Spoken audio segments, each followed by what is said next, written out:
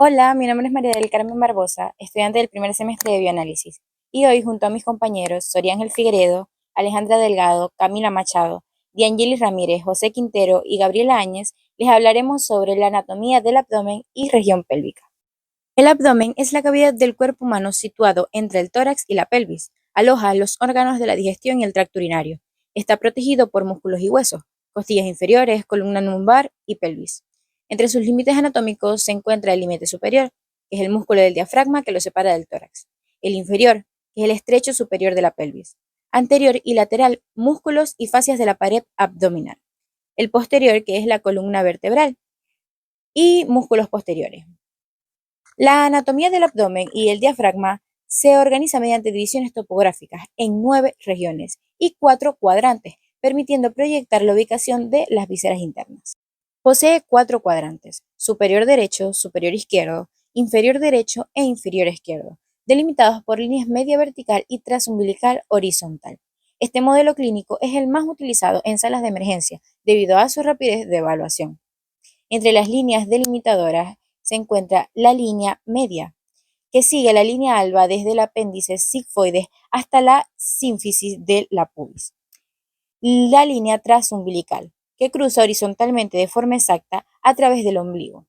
Nivel intervertebral entre L3. En el cuadrante superior derecho se encuentra el lobo derecho del hígado, la vesícula biliar, el piloro del estómago, las primeras 3 porciones del duodeno, la cabeza del páncreas, la flexura cólica derecha, el riñón derecho y la glándula suprarrenal derecha.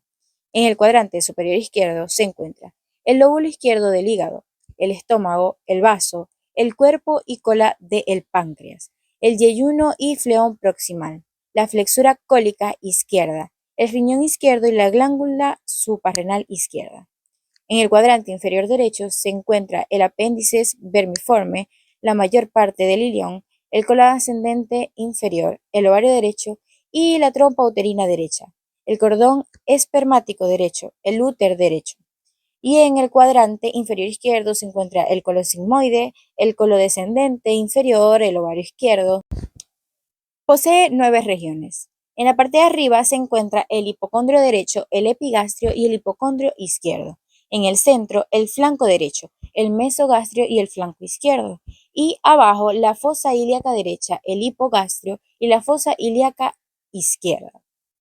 El epigastrio ocupa la zona por encima del estómago. Aloja el extremo pilórico, el duodeno, la aorta abdominal, la vena cava inferior y parte del plexo celíaco. El hipocondrios, el derecho, protege el parenquima hepático biliar. El izquierdo resguarda el vaso, el cual queda completamente oculto bajo la parrilla costal en condiciones normales. La vesícula biliar tiene límite entre el hipocondrio derecho y el epigastrio. Se encuentra en la intersección de 2 líneas, la línea medio clavicular derecha y el reborde costal inferior derecho. El estómago ocupa principalmente el epigastrio y el hipocondrio izquierdo, extendiéndose levemente hacia el mesogastrio. Las fronteras de los cuadrantes superiores no son estáticas debido a la contracción del diafragma. El diafragma se contrae y desciende hasta 2 espacios intercostales. Esto empuja las vísceras del hipocondrio derecho e izquierdo hacia abajo, haciéndolas accesibles a la palpación médica por debajo del reborde costal. El diafragma se relaja y asciende succionando las vísceras abdominales superiores hacia la cavidad torácica ósea para su máxima protección. A esto se llama expiración. Los músculos anterolaterales del abdomen son el oblicuo externo, el oblicuo interno y el transverso del abdomen. Estos tejidos forman una pared fuerte que protege los órganos internos y ayuda a mover el tronco. Los músculos posteriores son procesos transversos de las vértebras lumbares, L1 y L5, y caras laterales de los cuerpos vertebrales de T12 a L5 y sus correspondientes discos intervertebrales. En los músculos del abdomen, el oblicuo mayor del abdomen, por su parte superior, en la cara externa de las 7 últimas costillas, sus fibras se dirigen hacia adelante, hacia abajo y hacia adentro, para terminar en la cresta ilíaca, en el hueso coxal y en el pubis. En la acción hace descender las costillas, funciona como aspirador. Es flexor y rotador hacia el lado opuesto del tronco sobre la pelvis y compresor de las vísceras. Ahora vamos con los músculos intercostales. Los músculos intercostales, estos se encuentran entre las costillas y son fundamentales tanto para el proceso de respiración como para darle rigidez a la pared del tórax. Estos se dividen en el intercostal interno, que este va desde el ángulo posterior de las costillas hasta 5 centímetros del borde external. Sus fibras van hacia abajo y hacia atrás. Luego tenemos el intercostal medio, este comienza a nivel axilar y termina en el borde external. Y por último tenemos el intercostal externo, que sus fibras van hacia adelante y hacia abajo y comienzan detrás de la articulación contraconversa y termina cerca de la articulación condrocostal. Ahora vamos con el tubo digestivo. Aquí encontramos primero el intestino delgado. El intestino delgado este es el principal sitio de digestión y absorción de los nutrientes. Se extiende desde el píloro estomacal hasta la válvula ileocecal, dividiéndose en 3 porciones secuenciales, que es el duodeno, el ileum y el yeyuno. Primero vamos a explicar el duodeno. Este es la primera porción del intestino delgado. Tiene una forma de C y es mayormente retroperitoneal y mide aproximadamente unos 25 centímetros. Este se divide en 4 porciones. Su primera porción, que es la superior o la lumbar 1, este mide unos 5 centímetros. Su segmento inicial, que es la ampolla o el bulbo duodenal, es intraperitoneal y es móvil y se localiza anterolateral a la ver de la lumbar 1. Luego su segunda porción, que es descendente, que es entre la lumbar 1 a la 3, este mide de unos 7 a 10 centímetros. Desciende verticalmente a la derecha de la columna y de la cabeza del páncreas. Esta es la porción clínicamente más importante debido a sus desembocaduras glandulares. Luego tenemos la tercera porción, que es la horizontal, que es la lumbar 3. Este mide de unos 6 a 8 centímetros. Esta cruza horizontalmente hacia la izquierda por delante de la vena cava inferior, la aorta abdominal y la columna lumbar. Ahora vamos con la cuarta porción, que este es ascendente y va desde la lumbar 3 a la 2. Esta mide unos 5 centímetros y asciende a la izquierda de la aorta hasta alcanzar su borde superior de la vértebra L2, donde gira abruptamente hacia adelante para continuarse con el yeyunio en el ángulo duodenal y está sostenido por el músculo suspensorio del duodeno. Ahora vamos con la relación anatómica clave de la segunda porción. El interior de la pared posterior medial de la segunda porción duodenal contiene las estructuras receptoras de las secreciones hepáticas y pancreáticas. En esta encontramos la papila duodenal mayor, que esta es la elevación de la mucosa donde se localiza la ampolla de Vater.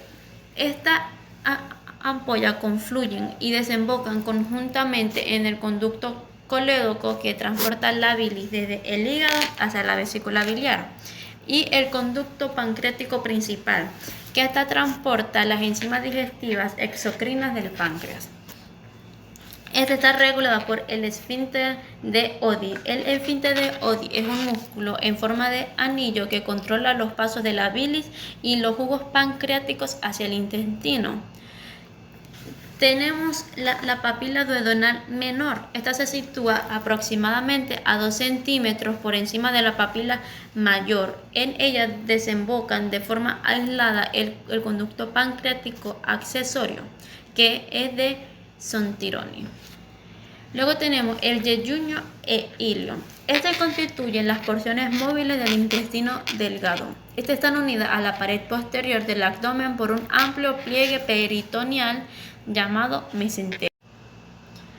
Ahora vamos con las relaciones y medios de fijación del mesenterio. Es un amplio pliegue peritoneal en forma de abanico que une las asas del yeyunio e ileum a la pared posterior del abdomen, permitiendo así su movilidad y sirviendo de conducto para su neurovascularización. Tenemos la raíz del mesenterio, que es de la línea de fijación parietal compacta del mesenterio. Este mide aproximadamente unos 15 centímetros de longitud. Luego tenemos su trayecto oblicuo, que este discurre en dirección oblicua, descendiente y hacia la derecha. Su origen es que comienza en la flexura duodenal o en el ángulo de Tetris a nivel del lado izquierdo de la vértebra L2 y finaliza en la unión iliocecal a nivel de la articulación sacroiliaca derecha o fosa ilíaca derecha. Esta estructura que cruza durante su trayecto, que es descendente, su raíz cruza sucesivamente por delante de la tercera porción del duodeno, la aorta abdominal y la vena cava inferior. El músculo pavos mayor derecho y el uréter derecho. Ahora vamos con el intestino grueso y configuración. La estructura que cruza en su trayecto descendente es que la raíz cruza sucesivamente por delante de la tercera porción del duodeno, la aorta abdominal, la vena cava inferior, el músculo pavos mayor derecho y el uréter derecho. Ahora veamos el intestino grueso y su configuración exterior. El intestino grueso se distingue fácilmente del intestino delgado por tres características morfológicas principales que se observan en su superficie externa, que son las teñas del colon. Estas son tres bandas longitudinales estrechas formadas por el engrosamiento de la capa muscular lisa externa. Esta comienza en la base del apéndice vermiforme y recorren el colon hasta el inicio del recto, donde se expanden para formar una capa uniforme. Tenemos las líneas libres, que estas son anteriores y sin inserciones. Las mesocólicas, esta es donde se insertan el mesocolon, y por último tenemos la tenia omental, que es donde se insertan los apéndices omentales. Dentro de estas características también se encuentran las austras, que estas son bolsas dispuestas a lo largo del colon situadas entre las tenias. Estas se producen porque las tenias longitudinales son más cortas que las capas de la mucosa y circular subyacente, obligando al colon a unirse.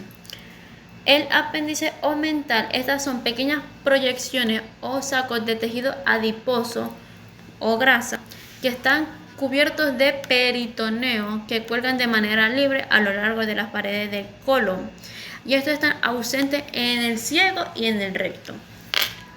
Ahora veamos los tres segmentos del intestino grueso. Tenemos el ciego, que es la primera porción ensanchada del intestino grueso. Esta está situada en la fosa ilíaca derecha y es intraperitoneal, pero carece de mesenterio propio. Ahora continuamos con la válvula iliocecal, que esta es la estructura que regula el paso desde el ilion hacia su ciego. Esta presenta dos labios que se proyectan hacia la luz cecal y actúan como un esfínter para evitar el reflujo del contenido facalógeno. Luego tenemos el apéndice vermiforme, que este es un divertículo intestinal ciego, estrecho y alargado, que mide de unos 6 a 10 centímetros aproximadamente. Este nace de la cara posteromedial del ciego a unos 2 centímetros por debajo de la unión iliocecal. Este posee su propio mesenterio, que es el mesoapéndice. Luego tenemos el colon ascendente, que este es un segmento retroperitoneal secundario que sube por el flanco derecho hasta la cara posterior del hígado. Luego está su ángulo hepático o la flexura cólica derecha. Esta curvatura aguda está situada por debajo del lóbulo derecho del hígado. Es más baja y anterior que la flexura izquierda. Le sigue el colon transverso, que este es el segmento más largo y móvil. Este cruza el abdomen de derecha a izquierda y es completamente intraperitoneal y está suspendido por el mesocolon transverso. El ángulo esplénico. Esta es una curvatura aguda en el hipocondrio izquierdo y está relacionada con el vaso. Esta es más alta, es más profunda y es posterior que la derecha, y se encuentra anclada al diafragma por el ligamento frénico cólico. Ahora vamos con el colon descendente, que este es un trayecto retroperitoneal secundario que baja por el flanco izquierdo hacia la fosa ilíaca izquierda. Seguimos con el colon sigmoides, que este es un segmento en forma de S que une el colon descendente con el recto. Este es intraperitoneal y móvil gracias al mesocolon sigmoides y su longitud es muy variable. Y por último tenemos el recto, que es de la porción terminal fija. Esta es extraperitoneal o pélvica e inicia a nivel de la vértebra S3 y se extiende hasta el canal anal. Carece de tenias, austra y apéndices omentales. Ahora vamos con la vascularización e inervación digestiva. La distribución vascular y nerviosa divide al intestino en dos sectores embriológicos distintos, que es el intestino medio e el intestino posterior, cuyo límite exacto ocurre en el colon transverso. Ahora vamos con la irrigación arterial mesentérica superior. Esta irriga las estructuras derivadas del intestino medio. Se encuentra en la segunda porción del duodeno, en la tercera y cuarta porción duodenal del yeyunio, el ilion, el ciego, el apéndice vermiforme, el colon ascendente y los 2/3 proximales del colon transverso. Ahora la anastomosis es cuando la arteria cólica media y la arteria cólica izquierda se anastosoman a lo largo del borde colónico para formar la arteria marginal del colon. Este es un sistema de protección contra la isquemia. Su inervación simpática es que proviene de los niveles medulares desde la T5 a la L2. Las fibras viajan a través de los nervios espláncnicos mayores, menores y lumbares para hacer sinapsis con el plexo celíaco, con el plexo mesentérico superior y el plexo mesentérico inferior. Tiene como efecto que inhibe la motilidad y secreción intestinal y produce vasoconstricción. Por otro lado, tiene una inervación parasimpática que se encuentra en el sector proximal, en el colon transverso. Está provista por el nervio vago a través de los plexos celíacos y mesentéricos superiores. Tenemos un sector distal, que es distal desde el colon transverso hasta el recto, y está provista por los nervios espláncnicos pélvicos originados de los niveles sacros S2 y S4, que ascienden por medio del plexo hipogástrico inferior y en el plexo mesentérico inferior, y tiene como efecto que estimula la motilidad y relaja los esfínteres e incrementa la actividad secretora. Este contiene una inervación autónoma simpática que proviene de los niveles medulares de la TL a la L2. Sus fibras viajan a través de los nervios espláncnicos mayores, menores y lumbares para hacer sinapsis con el plexo celíaco, el plexo mesentérico superior y el plexo mesentérico inferior. Y tiene como efecto que inhibe la motilidad y secreción intestinal y produce vasoconstricción. Por otro lado, también contiene una inervación parasimpática en el sector proximal. Está provista por el nervio vago a través de los plexos celíacos y el mesentérico superior. Y así como tiene un sector proximal, tiene un sector distal, que está distal del transverso hasta el colon. Esta está provista por los nervios espláncnicos pélvicos originados de los niveles del sacro 2 al sacro 4, que ascienden por medio del plexo hipogastro inferior y el plexo mesentérico inferior. Sobre las glándulas annexas y los órganos macizos. Empezando por la configuración externa y las relaciones del hígado, sabemos que el hígado es la glándula más voluminosa del organismo. Se localiza predominantemente en el hipocondrio derecho y el hipogastrio, y se extiende hacia el hipocondrio izquierdo. Presenta dos caras bien diferenciadas. La primera es la cara diafragmática, que es la anterior superior. Su morfología es lisa y convexa, adaptada a la concavidad inferior del músculo diafragma. Si hablamos de su segmentación anatómica, está dividida en los lóbulos derecho e izquierdo por la inserción del ligamento falciforme, y su área desnuda es la región posterior superior provista de peritoneo bisersal en contacto directo con el diafragma, delimitada por las hojas del ligamento coronario. Está la cara bisersal, que es la posterior inferior. Su morfología es plana, cóncava, orientada hacia abajo, atrás y a la izquierda. Presenta 3 fisuras que forman una H anatómica, dividiendo esta cara en 4 lóbulos y albergando el hilio hepático. Los 4 lóbulos bisersales son el lóbulo derecho, que es el más grande, situado a la derecha de la fosa de la vesícula biliar, el lóbulo izquierdo, situado a la izquierda de la fisura del ligamento redondo, el lóbulo cuadrado, anterior e inferior, delimitado por la fosa de la vesícula biliar, derecha, la fisura del ligamento redondo izquierda, y el hilo hepático posterior. El lóbulo caudado, posterior y superior, delimitado por el surco de la vena cava inferior derecha, la fisura del ligamento venoso izquierda y el hilio hepático. Pertenece funcionalmente de forma independiente a ambos lados del hígado. Las impresiones bisersales, debido a su consistencia blanda, los órganos vecinos dejan marcas profundas en la cara bisersal del hígado. En el lóbulo derecho, impresión renal en el riñón derecho, impresión suprarrenal en la glándula suprarrenal derecha, impresión cólica en el ángulo hepático del colon e impresión duodenal en la segunda porción del duodeno. En el lóbulo izquierdo, impresión gástrica e impresión esofágica. Y los medios de fijación en el ligamento falciforme conecta la cara diafragmáticamente del hígado con la pared abdominal anterior y el diafragma. Su borde libre interior aloja al ligamento redondo. El ligamento redondo es el vestigio fibroso de la vena umbilical fetal, viajando desde el ombligo hasta el hilio hepático, ocupando la fisura homónima en la cara bisersal. El ligamento coronario es el medio de fijación más potente, reflexión del peritoneo posterior del hígado al diafragma y delimita el área desnuda del hígado, que es la zona del contacto directo con el diafragma, sin peritoneo.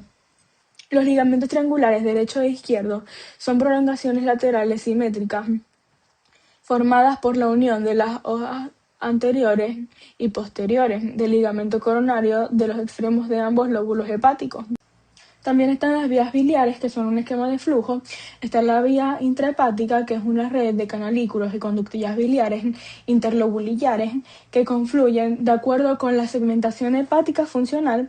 También está la vía extrahepática, que es en la que están los conductillos hepáticos derechos e izquierdos y emergen del hilio y recogen la bilis de sus respectivos sectores funcionales. Está el conducto hepático común, que es la unión de ambos conductos hepáticos. El conducto cístico, que conecta el cuello de la vesícula biliar con el conducto hepático común y posee la válvula espiral. Está la vesícula biliar, que es el órgano reservorio que almacena y concentra la bilis en la fosa vesicular. Y también está el conducto colédoco, que es formado por la fusión del conducto hepático común y el cístico. Desciende desde el borde libre del aumento menor, pasa por detrás del duodeno y cruza la cabeza del páncreas para desemboscar en la ampolla del váter. Ahora, hablando del vaso, es el órgano linfoide secundario más grande del cuerpo, de consistencia blanda y altamente vascularizado y friable, por lo que es propenso a romperse ante traumatismo. Se localiza profundamente en el hipocondrio izquierdo, dentro del espacio suprocólico, o sea, la celda esplénica, con su eje mayor paralelo a la 10ª costilla y protegido por la parrilla costal entre la 9ª y 11ª costilla, siendo normalmente no palpable. Presenta una cara diafragmática convexa y lisa en relación con el diafragma, que lo separa de la pleura y la base del pulmón izquierdo, y una cara bisersal con impresiones gástricas, renal y pancreática. La impresión gástrica se relaciona con la cara posterior del estómago, cuerpo y fundus. La impresión renal con la cara anterior del riñón izquierdo y la glándula suprarrenal izquierda. Y la pancreática con la cola del páncreas, que localiza el hilio esplénico junto con los vasos esplénicos. El vaso está completamente rodeado por peritoneo bisersal, que forma sus principales medios de fijación, el ligamento gastroesplénico, que lo une a la curvatura mayor del estómago y contiene las arterias gástricas cortas y las arterias gastromental izquierda, y el ligamento esplenorrenal, que lo une a la pared posterior y contiene la cola del páncreas y los vasos esplénicos. Además, su polo inferior se apoya sobre el ligamento frenicocólico, que actúa como soporte mecánico. Para finalizar, el páncreas es una glándula mixta, es decir, tiene función endocrina y exócrina, y está ubicada principalmente de manera retroperitoneal y se extiende desde el duodeno hasta el vaso y se divide en cabeza, proceso uncinado, cuello, cuerpo y cola. La cabeza es la porción más grande y está dentro del duodeno. El proceso uncinado pasa por detrás de los vasos mesentéricos superiores. El cuello conecta la cabeza con el cuerpo y se sitúa delante de los vasos importantes donde se forma la vena porta. El cuerpo se dirige hacia la izquierda por delante de la aorta y la cola es la única parte intraperitoneal que llega hasta el vaso. En cuanto a sus conductos, el principal, o de Wilson, recorre todas las páncreas y desemboca junto al conducto colédoco en la ampolla de Vater en el duodeno, mientras que el accesorio o de Santorini drena parte de la cabeza y desemboca en la papila menor. Por otro lado, el sistema porta hepático es un sistema venoso que transporta la sangre desde el aparato digestivo hacia el hígado, donde se forma la vena porta por la unión de la vena mesentérica superior y el tronco esplenomesentérico detrás del páncreas, llevando nutrientes y toxinas aproximadamente del 75 a 80% del flujo sanguíneo hepático para que en el hígado esta sangre pase por los sinusoides, donde se metaboliza, se detoxifica y se filtra antes de salir por las venas hepáticas hacia la vena cava inferior. Finalmente, el tronco celíaco se irriga el intestino anterior a través de 3 arterias principales: la gástrica izquierda, la esplénica y la hepática común. Cada una es encargada de irrigar el estómago, el vaso, las páncreas y el hígado. Muchas gracias. El riñón y la vía urinaria intrarrenal. El aparato urinario inicia su estructura funcional en los riñones, órganos pares retroperitoneales primarios con forma de alubia y color marrón rojizo, situados en las fosas lumbares, extendiéndose desde la vértebra T12 hasta la L3. El riñón derecho se ubica ligeramente más bajo debido a la presencia del hígado.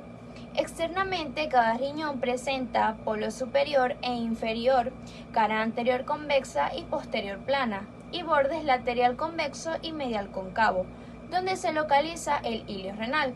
Están protegidos por la cápsula adiposa, grasa perirrenal, que les brinda amortiguación y estabilidad térmica mecánica, y la fascia renal de Gerota, formada por la hoja perrenal y retrorrenal.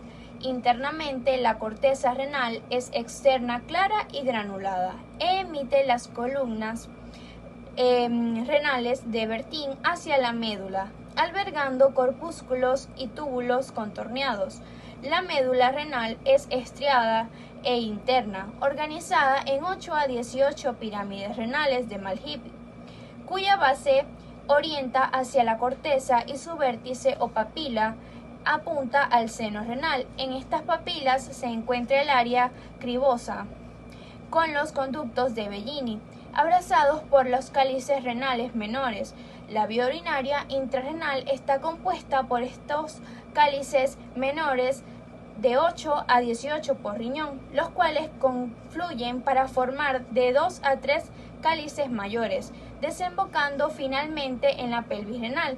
La pelvis renal es una estructura membranosa, aplanada y en embudo ubicada dentro del seno renal que marca la transición hacia el uréter a través de la unión uretropiélica en sitio predispuesto o la formación de cálculos por su parte. Los uréteres son dos conductos musculares retroperitoneales de 25 a 30 centímetros que transportan orina mediante movimientos peristálticos en su porción abdominal, descienden sobre el músculo psoas y mayor cruzados por los vasos gonadales, mientras que en la porción pélvica cruzan la línea terminal, pasando por debajo del conducto diferente en el hombre y de la arteria uterina en la mujer. Uréteres, vejiga urinaria y uretra. A lo largo de su recorrido, los uréteres presentan tres estrechamientos fisiológicos claves donde con frecuencia se alojan cálculos. La unión pielo-ureteral a nivel de la L2, al cruce con los vasos ilíacos en la articulación sacroilíaca, y la entrada intramural a la vejiga urinaria, la cual actúa como una válvula antirreflujo natural. La vejiga urinaria es un órgano muscular hueco que actúa como un reservorio temporal de orina. Vacía, adopta una forma piramidal en la pelvis menor.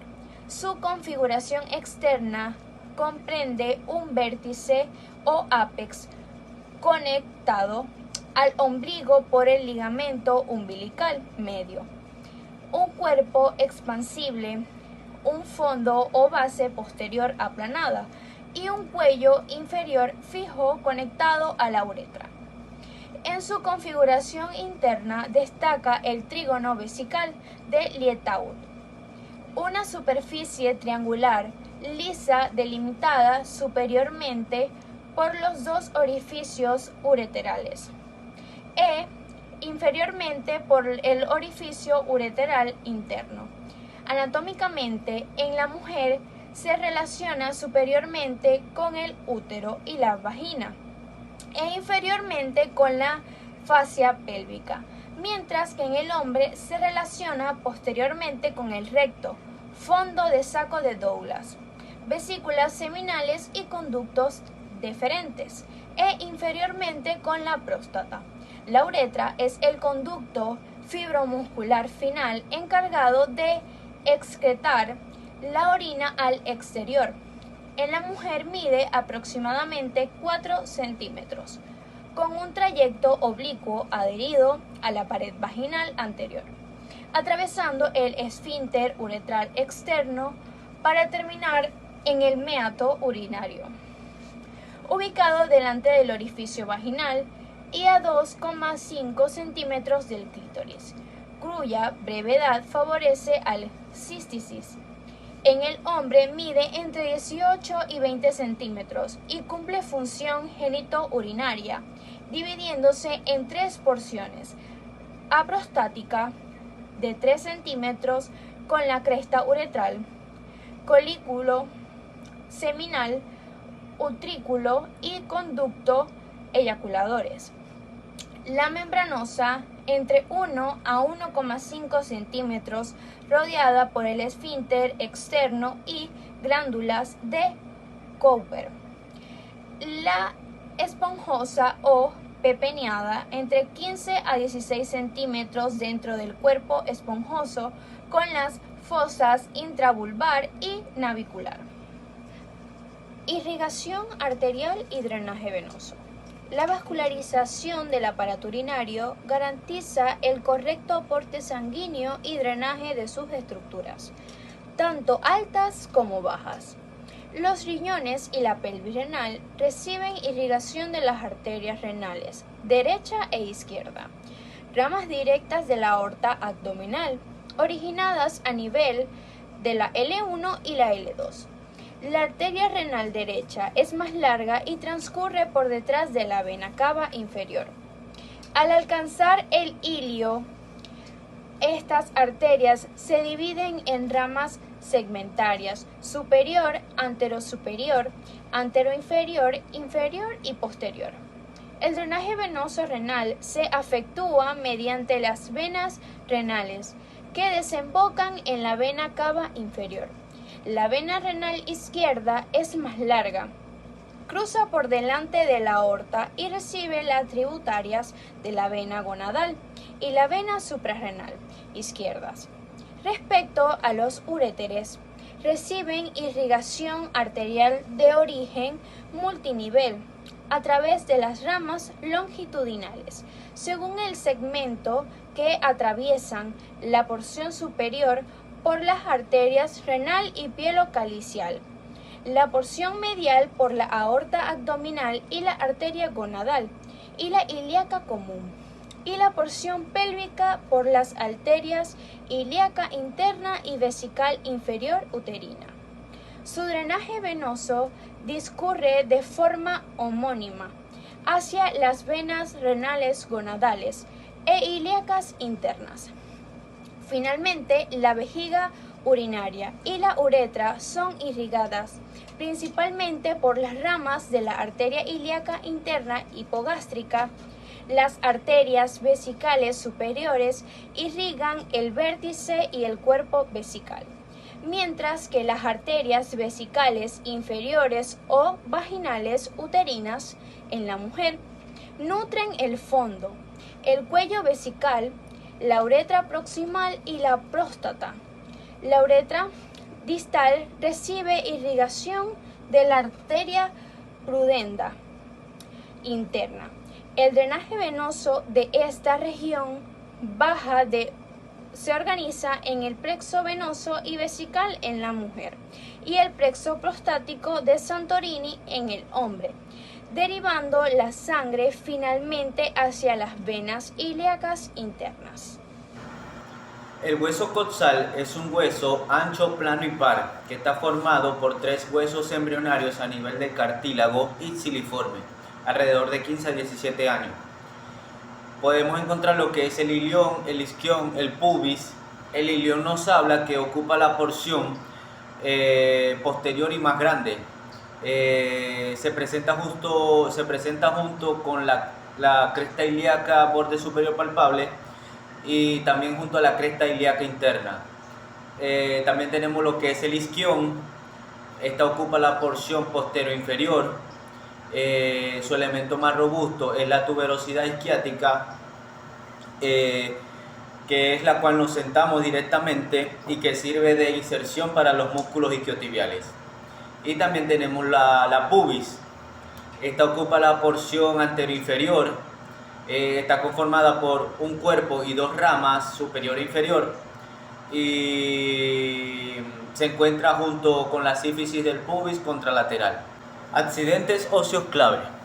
Aquí vamos a hablar de lo que es el acetabulocotilo, que tiene gran cavidad esférica en la cara lateral del coxal, donde confluyen los 3 huesos, ilión, isquión y pubis, y se articula también junto a la cabeza del fémur. También tenemos lo que es el agujero obturado. Esta nos habla de que tiene gran oquedad delimitada por el isquión y el pubis. En el ser vivo está casi que cerrado por completo por la membrana obturatriz, dejando paso libre al vaso y al nervio obturado. Y también tenemos lo que son las espinas ilíacas internas, que son 4 prominencias óseas ubicadas en los bordes anterior y posterior del ilión. También tenemos como puntos de referencia, las cuales son muy esenciales para conocer más sobre las espinas ilíacas. Está la espina ilíaca anterosuperior, la espina ilíaca anteroinferior y la espina ilíaca posterosuperior y posteroinferior. La pelvis ósea está formada por los 2 huesos coxales, lateral y anteriormente, junto con el coxis y el sacro posteriormente. Un plano oblicuo imaginario las divide en 2 compartimientos bien delimitados. Se encuentra la pelvis mayor falsa y la pelvis menor verdadera. Cada una tiene sus ubicaciones, sus límites y sus funciones. La pelvis mayor falsa se encuentra superior al estrecho superior de la pelvis. está delimitada lateralmente por las fosas ilíacas internas y por las vértebras lumbares inferiores. Y este no tiene gran mecanismo en la relevancia del parto, ya que su función es alojar y proteger a las vísceras abdominales inferiores, como el ciego, las sigmoides, las apéndices y las asas iliales.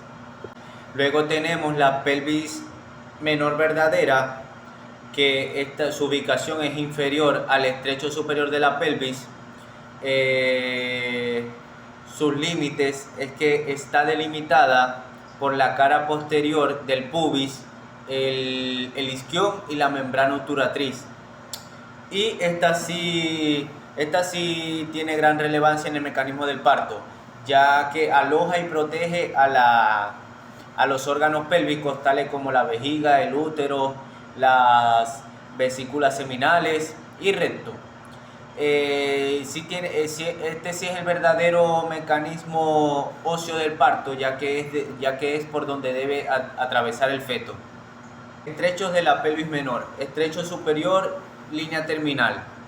Es el plano de entrada a la pelvis menor. Está delimitado por el promontorio del sacro, las alas del sacro, la línea pectinea y el borde superior de la sínfisis del pubis. Y el estrecho inferior de la pelvis menor, que es el plano de salida de la pelvis menor, tiene forma de rombo y está delimitado por el borde inferior de la sínfisis del pubis, las ramas isquiopúbicas, los ligamentos sacrotuberosos y el vértice del coxis. Biotipos pélvicos según la clasificación de Caldwell y Molloy. La morfología del estrecho superior y la cavidad pélvica varía entre los individuos. Existen 4 tipos distintos de biotipos pélvicos, las cuales se estudian para predecir un parto vaginal. Existe la pelvis ginecoide, la androide, la platipeloide y la antropoide. Cada una cuenta con sus formas, sus características y sus funciones, o sea, cada una cumple distintas funciones y tienen distintas formas. El diafragma pélvico nos habla sobre el músculo elevador del ano. Aquí podemos encontrar distintos músculos. Empezaremos por el primero, llamado músculo puborectal, ya que tiene sus puntos de origen e inserciones. Es el fascículo más medial, grueso y clínicamente crucial.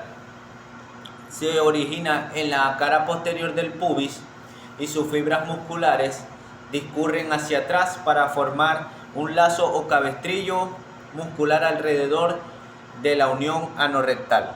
El músculo pubococcígeo es el fascículo principal. Se origina en el pubis lateral al pubo rectal y en la porción anterior del arco tendinoso de la fascia pélvica. El músculo iliococcígeo es el fascículo más lateral y delgado y se origina en la porción posterior del arco tendinoso de la fascia pélvica y la espina ciática. En el diafragma pélvico también podemos encontrar el músculo coccígeo, también conocido como isquiococcígeo. Esta se localiza posterior al elevador del ano y completando la pared posterior del diafragma pélvico. Sus inserciones nos hablan de que se origina en la espina ciática y el ligamento sacroespinoso, expandiéndose para insertarse en los bordes laterales del sacro inferior y el coxis. Mantenimiento de la continencia. Aquí hablamos de lo que es el mantenimiento fecal y urinario. El fecal es que el lazo del músculo puborectal se mantiene cerrado el ángulo anorrectal en gran parte en reposo, impidiendo el paso espontáneo de las heces. Durante la defecación, este músculo se relaja voluntariamente, enderezando el conducto.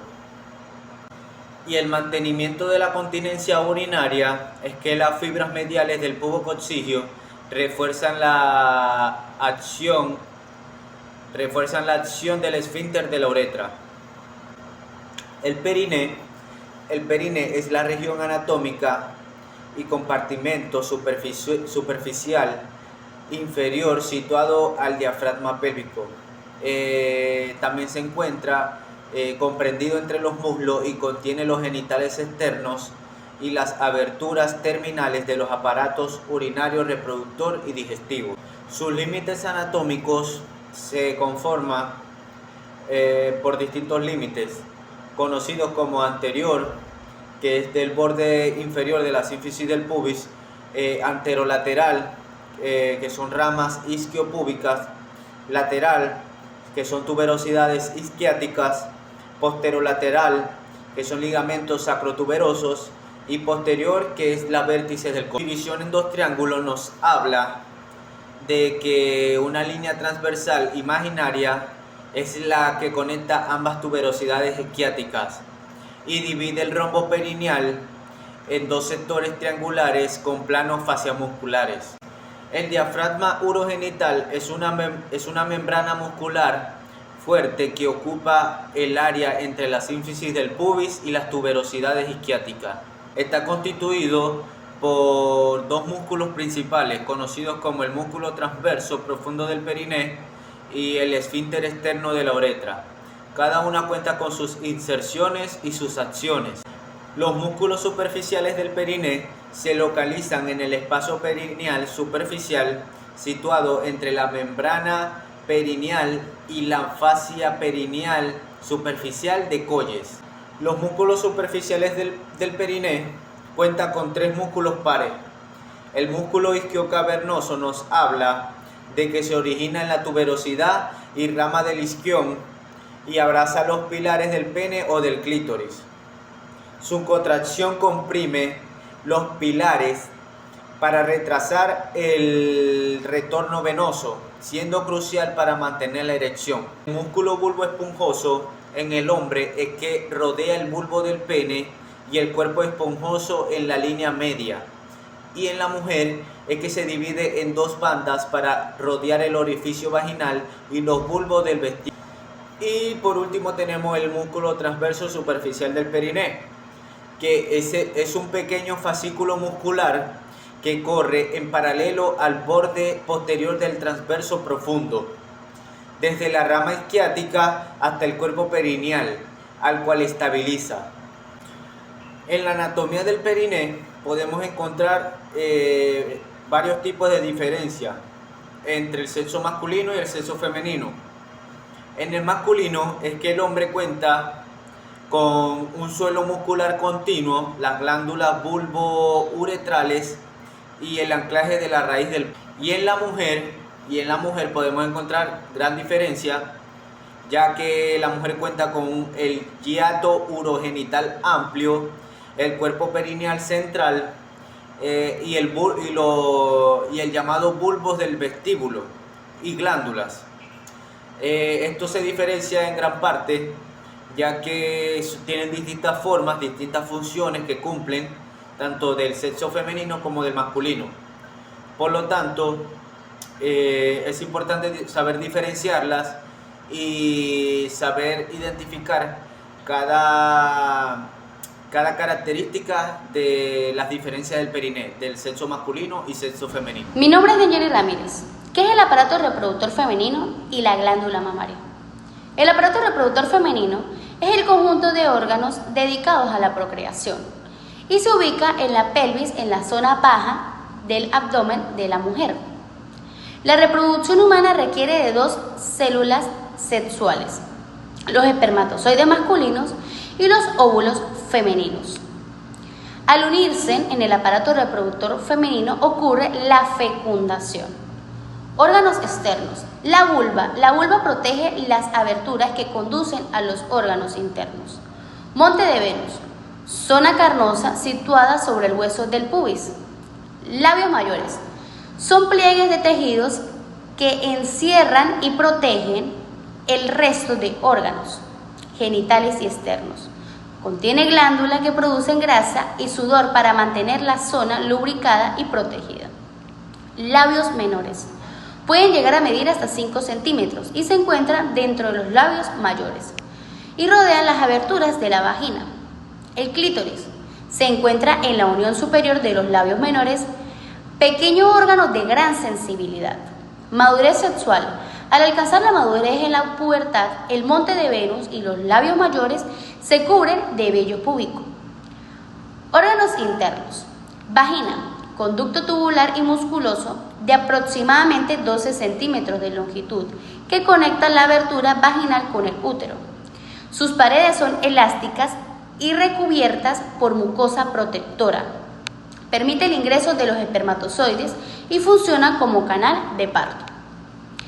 El útero, órgano musculoso con forma de pera invertida, aproximadamente de 7.5 por 5 centímetros. Es muy flexible para expandirse y albergar al bebé durante el desarrollo, contrayéndose activamente en el parto. Tiene 3 capas: endometrio, miometrio y perímetro. El cuello uterino, canal estrecho en la parte inferior del útero que conecta con la vagina, ofreciendo soporte y protección al bebé durante la gestación. Trompa de falopio, conductos de unos 10 centímetros localizados en la parte superior del útero, con extremos en forma de embudo que se sitúan cerca de los ovarios. Gracias a las trompas de falopio, el óvulo puede llegar al útero. Ovarios, 2 órganos en formas de almendra, situadas a ambos lados del útero, encargados de producir, almacenar y liberar los óvulos, proceso conocido como ovulación, el cual se activa en la pubertad entre los 10 y 14 años. Liberar el óvulo cada mes durante la vida reproductiva. Si el óvulo es fertilizado por un espermatozoide, se fija el endometrio y se forma el embrión. Si esto no ocurre, el endometrio se desprende formando parte del ciclo menstrual. Funciones principales del aparato reproductor femenino. Cumple 4 funciones fundamentales. Producción de los gametos femeninos, óvulos. Posibilitar la relación genital. Albergar, nutrir y proteger al embrión en el desarrollo y permitir el nacimiento del bebé. Pasando a la glándula mamaria, su función es la nutrición del recién nacido mediante la lactancia. Su estructura consta de alvéolos, donde se fabrica la leche. Están formadas por tejidos glandular, grasa y tejido conectivo, y se ubican en la parte anterior del tórax. Parte de la glándula mamaria. Lóbulos y lobulillos. Existen entre 15 y 20 lóbulos por mama, que contienen pequeños alvéolos encargados de fabricar la leche. Conductos galactóforos.